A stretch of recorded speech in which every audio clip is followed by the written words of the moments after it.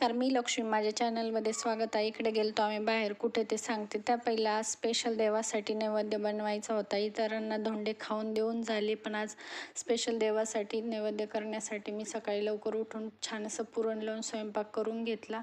देवाचं छान पूजा वगैरे करून घेतली. तोपर्यंत सासूबाई म्हणत होत्या, तू आवरून घे देवाचं, मी तोपर्यंत पोळ्या करते.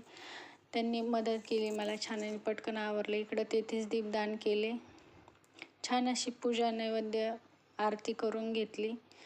सगळ्यांनी जेवण वगैरे केलं आणि देवाचं केलं की मला आवडतंही आणि मन प्रसन्न होतं.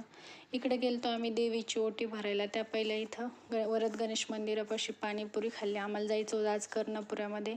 आमच्या घराच्या जवळच आहे, काही जास्त लांब नाही आहे. आणि तिथे गेलं अगदी सगळ्या देवाचं दर्शनही होतं, प्रसन्न होतं.